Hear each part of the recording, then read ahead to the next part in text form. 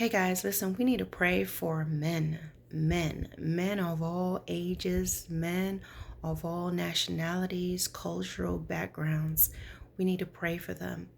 You know, the biggest thing and the biggest strategy that the enemy has always used is to keep the man out of position. If a man truly does not think much of himself or understand who he is, what he's created to be, then you find that they're going to make poor decisions.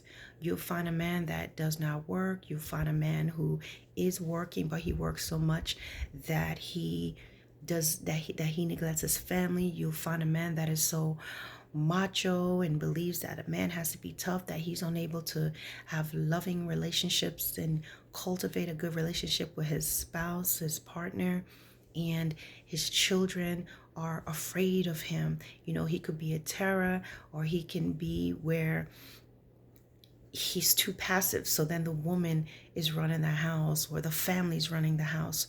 So it's important that we are praying for our men that they have that perfect balance. There are men who feels like church is for women and not for men. And a lot of times it's because of how, over the years, it has always been the women that has been in the churches.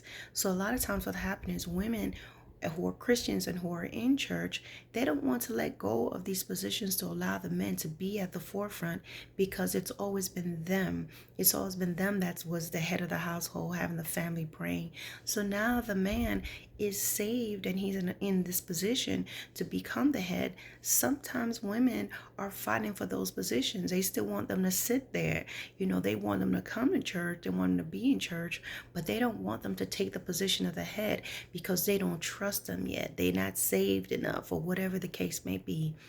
But ladies, we have to step back and allow the men to come to the forefront. Your prayers has so far brought him to the place that he is now. And also, as the Bible says, sometimes the saved wife will win over the unsaved husband just by how she carries herself and how she handles herself, how she conducts herself, how she speaks to him. She draws him in. It is important that we're praying for men. There's so many men who are not in their rightful position in the household, meaning they are like the child. They're staying home and being taken care of. And why? Because somewhere along the line, this belief, they may have witnessed it themselves, or what happens. A lot of times men, depending on who you are, sometimes there are not jobs available. Sometimes men who are very capable and talented and educated are not given the opportunity based on the system. Then you have those who grew up in poor neighborhood and poor households, seeing people going to jail. They're trying to do better, but as you know, sometimes in areas where they're poor, their access to education is very limited, or they're given outdated books and things of that nature. They're given teachers who don't care or who are not really skilled. And so it goes on where the approach to education is dismal. They become discouraged. They go to school and act out based on what's going on at home, based on the approach at school, based on the teacher's attitude towards them, based on the based on society's view of them. And they go into the cycle of they end up getting into petty crimes, then getting into bigger crimes, then they're in prison. Now you go to prison or you go to jail, you have a criminal record. You come out, you're trying to work, you can't get a job, you can't get a good job, right? So then now what happens? You still got to eat. These men are going out there knocking people over the head, robbing, stealing, doing whatever to make their family eat or to take care of themselves. And what happens? They either get killed they're dead on the spot, they kill them, they're murdered on the spot, or they're sent back to the prison system, and the system continues over and over again. So you have these men who have this belief they can't work because they can't get a job. They're sitting at home, they start drinking, they start taking drugs because they are aware that, listen, I'm not where I should be. My girl, my woman is taking care of me, my wife is taking care of me, I don't have a say. All I know is anger. All I can do, what I have is my strength. What I have is my fist. What I have is my big booming voice. You understand? And so it's misused. And then they're further pulled into thinking, I'm nothing. I can't do right. Then you have men who are on higher up, right? They're making money, they're doing well, but they're still being pulled into competing. There's always yet a goal to be reached. So they're always working, they're always busy, they're never home, they don't have time, they're away from their wife, their spouses, right? And they are always with this person who sometimes they end up having affairs with, right? Sometimes in order to close out a deal, they're in positions where they have to go to a nightclub, go out to have dinner, go to these different places, entertain the CEOs that's coming in, right? The big bosses. And they find themselves always trying to attain. And then when they attain things, now they have to work hard to keep it. So there's always a challenge for the men. There's challenges for our men, our young men coming up. Black men, listen, just by the color of their skin, there's people are fearing black people because of what they look like. So people always say, oh, black people always look mad. Not all black people look mad and angry, but you know what? You wouldn't be smiling if you walking in a store can cause someone to just be afraid of you because you're black. And then on top of it, nowadays, you can just be shot and killed and murdered on camera in broad daylight, and somehow you did something to deserve it. And not only that, there will be more sympathy for a dog being beaten than a black child being beaten or thrown around at the hand of whether, the authorities, bad authority, not all authorities bad, or just seen it on the street. Oh, well, black people used to being shot. That's crazy. No, we're not. Oh, there's so many arrays of black people. And not everybody is the same. But guys, what I'm saying is you see some people looking serious and they look hard, and you say black people look angry. You'd be angry too if you are going through and experiencing those type of things. But we've got to pray for one another. Even white people, listen, racism, that is a demonic spirit. It's not normal for when people are born, you see a white baby, a white child, they know no racism, they know no hate, but they're taught that.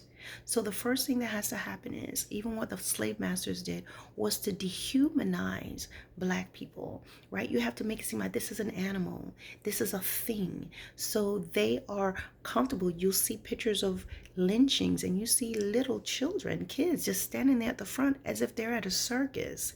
So what happens is, it's a demonic spirit that's passed down from generation to generation. Why do I say it's demonic? It's demonic when you're taught that you can hang a person, a human being that looks just like you, functions just like you, but because their features are different, their cultural backgrounds are different, the way they do things are different, you decide you're an animal and you hang them and kill them, when you can go into their house and break in and pull their father out and beat them, when you can take little black babies and use them as alligator bait. Yes, this happened. When you would say, we're going to break the buck and take a big, strong black man, especially if he's tried to escape, this used to happen. Strap him over a barrel and sodomize him in front of his wife and children and his peers to break his spirit. Yes, you can't tell me that you're normal and this is a normal thing to do. Just to throw things, hit people, beat up children because they want to get an education, right? All these things. Hold down a little black child and beat him. 5, 6 grown men, police officers on a teenager, beating him to death, choking him, not listening to him. But yet it's a totally different approach when you are dealing with a white child. So what I'm saying is demonic. So we even have to pray for that. We even have to pray for our police officers, because a lot of times what happens is, and this happens to soldiers, when you are constantly, I'm not making excuses. Not all police officers are the same. Now I think the ones that do it, yes, they already come. So a lot of them already come in racist, and they get a badge and they want to do more harm, right? But then there's some, what happens is, over time, after seeing so much criminal activity, so much murder, so much stuff. They begin to change because they're seeing so much death, so much evil, that they begin to change themselves, and they're not given an opportunity to debrief and to get the stuff out. So they're constantly on the streets, on the beat, seeing these different things that they themselves become hardened to what they're seeing, and then they deal with brute force. We have to pray for our men, pray for our nation, pray for nations all over the world, because in every way the enemy is using men, putting them in a position to be uncertain, to be unsure, or to be prideful. And either way, they're using them for brute force, to kill one another, to kill those that's weaker than them, the wives, their girlfriends, their children, right? Or themselves. The battle is here. We have to pray for them. Sex is just rampant and crazy. It's everywhere. So they can go and sow their seeds and sow their oats. It's another drug. You see, sex, illicit sex, it's another drug. It can go in the same thing as drugs, alcohol, right? If they're shooting up, sex is another type of shooting up, right? It's a temporary high. They get the urge for it. They go out there, they do it. It pulls many men out of their homes, away from their family, into the bed of a stranger.